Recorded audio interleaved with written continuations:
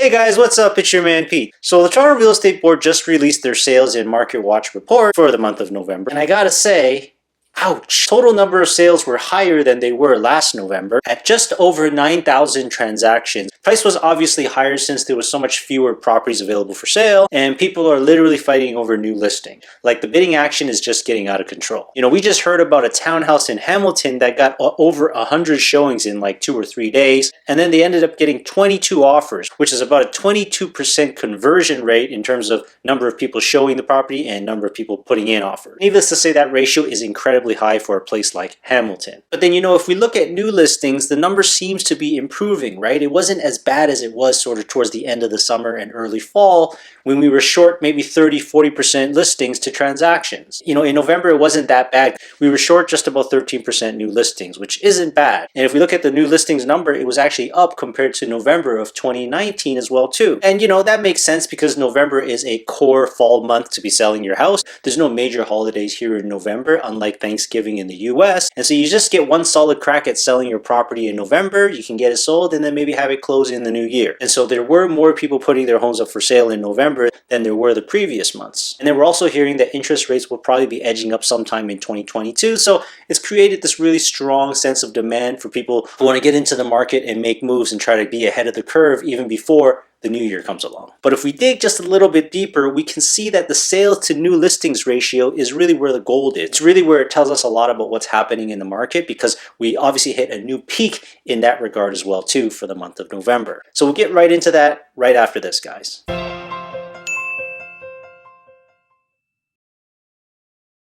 Okay, and we're back. And so the new listings ratio is what tells us, how quickly properties are getting sold, how much of it is being absorbed whenever there's new listings coming out. For the month of November, it just shows that the intense buying activity, sort of the strong demand, was at its highest ever for the year 2021, where buyers are gobbling up any piece of property that comes out. So they're basically being less picky, just sucking up whatever is out there. And obviously the demand is way stronger than the supply currently in real estate for Toronto and in the GTA region, where this ratio hit almost 90%. To be exact, it was 89.85%. So basically for every 10 homes that came onto the market in the month of November, 9 of them got sold, which is an incredible number. Home buyers are not being so discerning, they're not being so picky, they just want to get in. And of course, the second highest ratio that we saw was actually in the month of October. So the month before November was the second highest, where that ratio hit 83.33%. So every 10 homes that came out, 8.3 homes were getting sold. That buying demand might actually be more intense than Americans on Black Friday shopping. And to me, this is obviously a very disturbing and troubling trend going forward for the Toronto real estate market. I don't like it one bit. It's too intense. Buyers are frustrated. Sellers are doing well, but the demand is just a bit too much. But if we look back on the year and we look back on this ratio from March to June, we can see that that was the softest period,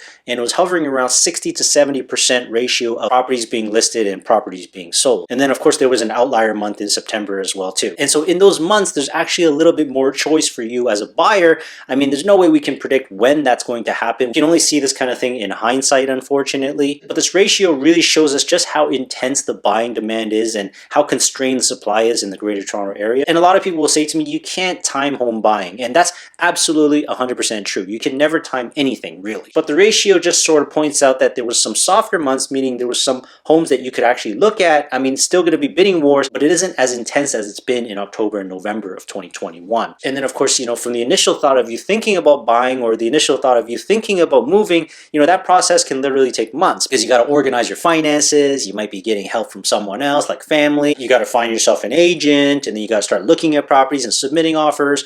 That whole process could literally take half a year. The average is around probably 3 to 4 months if you're really ready to move and you want to move quickly. But yeah, you got to make a decision quickly these days. Okay, so what about the price? Well, it's not good. I mean, we set another record in terms of the price at $1,160,000 and change. Obviously, with such a high sales to listing ratio, that's for sure going to put a lot of pressure on the price, and it's just, bidding activity and the really intense demand is really what's driving driving up the prices. And it's probably a trend we'll continue to see over the next 3 to 4 months, simply because it's the coldest months here in Canada. That's generally when there's the least amount of properties for sale. But, let's just get this out of the way, because supply is not going to improve anytime soon. Nobody's going to be able to do anything about this. Developers are not going to be able to do anything about this. Governments are not going to be able to do anything about this. It's just not going to happen fast enough to keep up with the demand here in the Greater Toronto area for properties. It kind of makes me laugh, when back in the day people kept saying, "Oh, we're building all these condos, and who's going to live in all these condos? They're going to live in these shoeboxes in the sky." Well, the answer is everybody, and we actually don't have enough condos for all the people that actually want to buy and live in them, which is a total shock and surprise for pretty much everyone. And I think what's even more shocking is the price points that you have to buy to live in these shoeboxes in the sky. The facts are in, the data is in, there's simply just not enough properties for the amount of people that want to live in this city. And what they talked about again in this Market Watch report is that they wanted to encourage, or TREB themselves wanted to encourage the governments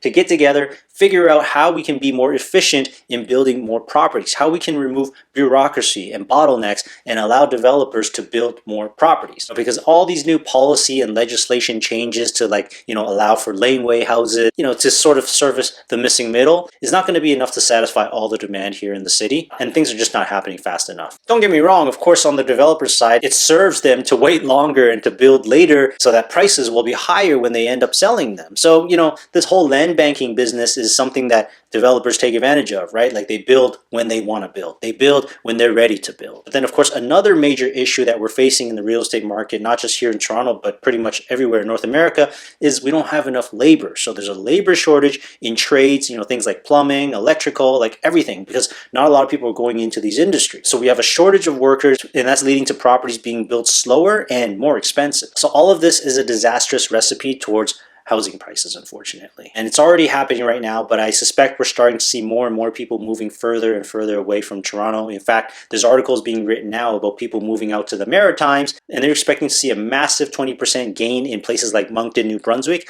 and 16% gains for 2022 in Halifax, Nova Scotia. So the actual exodus is happening, right? And we've seen it happen in the city of Hamilton, which has completely blown up and gotten so expensive in a short amount of time that people are moving out to places like Brantford now, or Shelburne.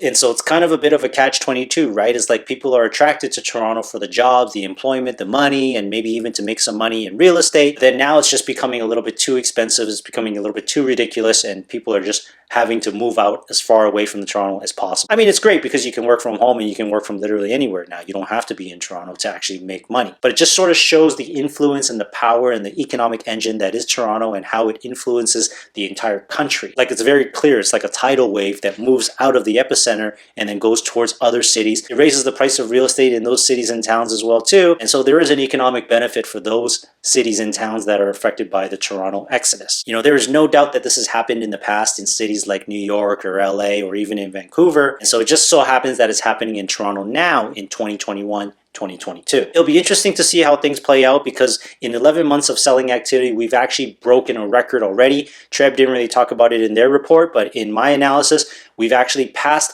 the record sales number in 2016, where we did 113,000 transactions. So even if Toronto fell off the cliff, we had a massive earthquake, and the entire city couldn't do one more real estate deal in December of 2021, we would still hold the record for most transactions ever here in 2021. It's truly extraordinary. The numbers speak for themselves. People are leaving Toronto. We can work from anywhere, and Toronto's loss is actually other cities' gains. So thanks for watching, guys. I hope you liked this video. Please hit the subscribe button, give us a like, feel free to give us a comment, let us know what you think about what's going to happen to the market in 2022, and hopefully we'll see you in the next one soon, and bye for now.